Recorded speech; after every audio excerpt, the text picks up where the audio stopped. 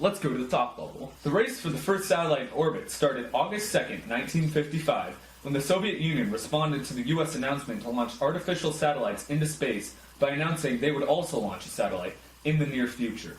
The Russians ended up winning the race to get the first satellite in space by launching Sputnik 1. They later sent Yuri Gagarin, who was the first human in space. This raised concern throughout the United States because they no longer knew what the Soviets were capable of. The tables turned when Apollo 11 was launched on July 16, 1969, commanded by the legendary Neil Armstrong. They officially landed on the moon July 20, 1969. Neil then said his famous words that we have all heard. I'm going to step off the limb. That's one small step for man, one giant leap for mankind. Due to improvements in technology, we have learned more about space in the past 20 years than we've learned in our existence on this planet. The Hubble telescope has been able to take pictures from anywhere in the Milky Way solar system and has inspired many scientists. The $1.5 billion, 24,500-pound behemoth has two mirrors that do not deviate from a perfect curve by more than 1/800,000th of an inch. It also comes equipped with two 25-foot solar panels that provide the energy needed to power the telescope. To be able to take picture of such far objects, it needs to be very accurate. It is able to lock onto a target without moving more than 7/1000ths of an arcsecond. This is about the width of a human hair seen at a distance of 1 mile. Jesus Christ! Becky! We have also been able to document new planets by documenting the amount of light that is blocked from a star in orbit. Let me explain this more. Imagine placing your hand in front of a light. You know how that blocks some of the light from reaching your eyes?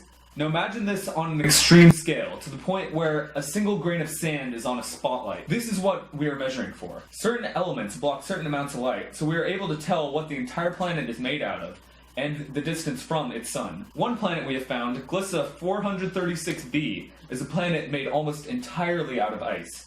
What makes this planet so special is that unlike most icy planets, this one is on fire. It is like a giant flaming ice cube. The way this is possible is because gravity is so high that all the water on the planet is compacted into ice.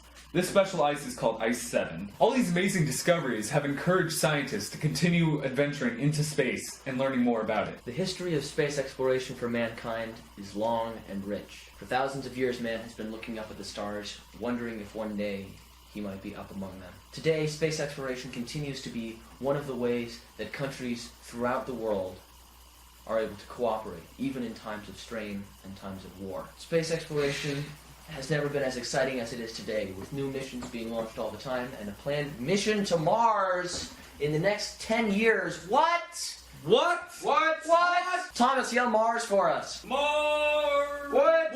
Mars!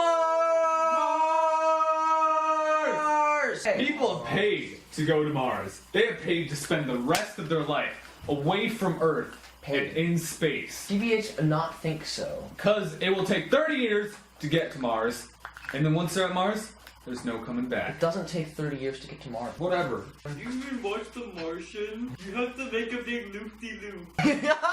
Whatever modern day media will tell you, space exploration continues to be exciting, and even though it is true that funding is decreasing and that governments on a whole across the world have less interest in space exploration, don't let that get you down.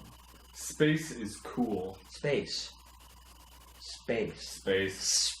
Space! Humans have an innate curiosity and a desire to explore, and this is showcased better in no way than our exploration of the cosmos.